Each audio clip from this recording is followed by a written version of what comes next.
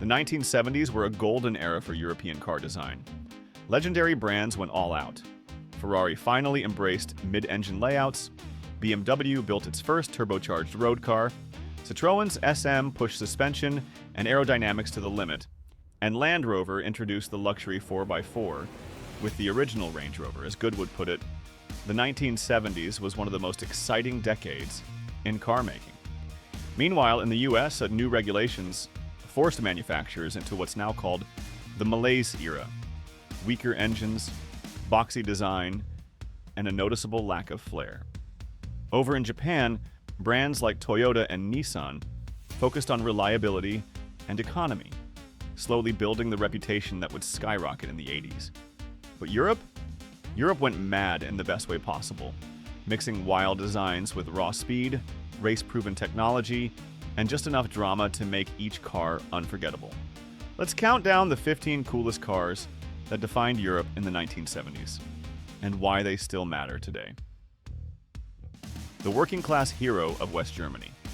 Built by Ford Europe, the Capri RS2600 was their answer to American muscle, but with more curves, less weight, and better handling. The long bonnet, rear-wheel drive, and 150-plus horsepower made it a favorite for touring car racers and weekend warriors. It wasn't the most powerful car on this list, but it had attitude, and that counted for a lot. If you were a teen in 1970s West Germany, you didn't dream of a Corvette. You dreamed of this. Low, wide, and impossibly French. The Alpine A310 looked like it belonged in a comic book. All fiberglass angles and tucked-in wheels. It had rally blood in its veins. And though early models were underpowered, the V6 version hit its stride later in the decade. It wasn't just about speed, the A310 was different. It felt like a rebellion on wheels. A car for people who didn't want a Porsche even if they could afford one. Understated, effortless, French. The Peugeot 504 Coupe wasn't trying to be a supercar, and that's what made it cool. Designed by Italian maestro Pininfarina, it blended comfort, balance, and elegant lines into a car that cruised along the Riviera without screaming for attention. With smooth power delivery, rear-wheel drive, and undeniable class, it was a car for people who appreciated subtlety and could afford nice wine. This British wedge looked like it drove out of a dystopian future, and in The Spy Who Loved Me, it literally became a submarine. Introduced in 1976, the Esprit S1 had razor-sharp handling, Giugiaro's cutting-edge design, and a mid-engine layout that gave it supercar bones, even if the engine was a bit modest. But it was light, fast in the corners, and looked like nothing else on the road. It didn't just belong in the 1970s. It defined what people thought the future of cars might look like. Alpha doesn't do boring, and the Montreal was no exception. It had a muscular stance, louvered headlight covers, and a 2.6-liter V8 engine borrowed from a prototype race car. It wasn't blisteringly fast, but it looked like a car that should be. And let's be honest, in the 1970s, sometimes that was enough. You didn't need 300 horsepower when you had vibe. The 450 SL wasn't loud. It didn't need to be. With its soft-top roof, classic proportions, and a smooth V8 under the bonnet, it became the grand tourer of choice across Europe. Wealthy retirees loved it. So did diplomats. And let's not forget, James Hunt daily drove one. It was less about the thrill, more about the presence. The 450 SL oozed class, and still does. The moment this car showed up, it turned heads. With its bulky, muscular shape, Aston Martin's Vantage was dubbed the British muscle car, and it lived up to the name. A roaring 5.3-liter V8, 390 horsepower, and a 0 to 100 time of just over 5 seconds. It was elegant, dangerous, and full of Bond-level cool. And yes, it later appeared in the living daylights.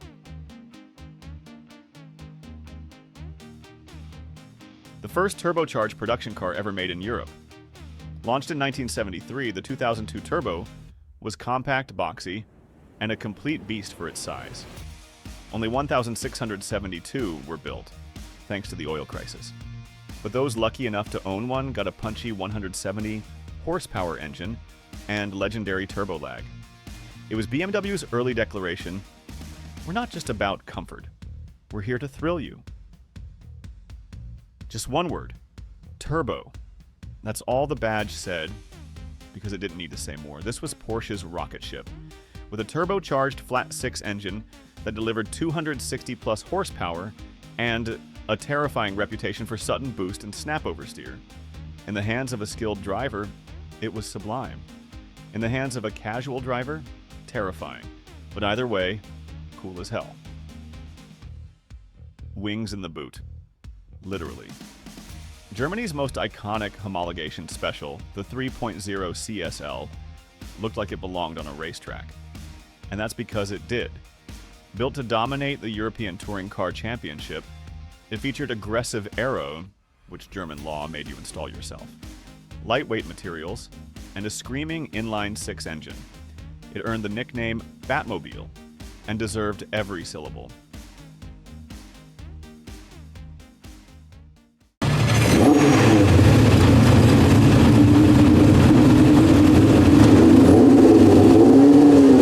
Short, wide, and completely insane. The Lancia Stratos HF was built for one thing: to win rallies. And it did. 3 World Rally Championships in a row. Its Ferrari-sourced V6 engine, sharp steering, and impossibly tight wheelbase made it a handful. But in the hands of a pro, it danced across gravel like no other car could. It was Italian madness, condensed into one glorious wedge of speed. Italian looks. American muscle. Total chaos. The Pantera was a mid-engine exotic that combined a Ford 302 V8 with wedge-shaped Italian design. It was loud, brutal, and absolutely wild to drive. In Europe, it was a rare beast. In the US, it became an underground favorite thanks to Ford imports. But no matter where you saw it, you remembered it.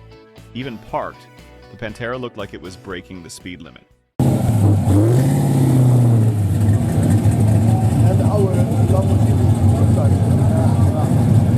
No car on this list, maybe no car ever, had a bigger impact on teenage bedroom walls. The Countach was jaw-dropping, unapologetically angular, viciously loud, designed by Gandini, powered by a V12, and capable of 370 horsepower and a top speed of 290 kilometers per hour. It didn't care about comfort or ease. It was all about presence. You didn't drive it. You survived it. By the mid-1970s, Ferrari knew it had to move forward. The 512 Berlinetta Boxer was the result. Mid-engine, flat 12, 355 horsepower, and a shape that looked fast while standing still. This was Ferrari's bold new era, ditching front engines in favor of race-proven design. The BB was smooth, savage, and impossibly stylish. Even Enzo himself knew. This car marked a turning point.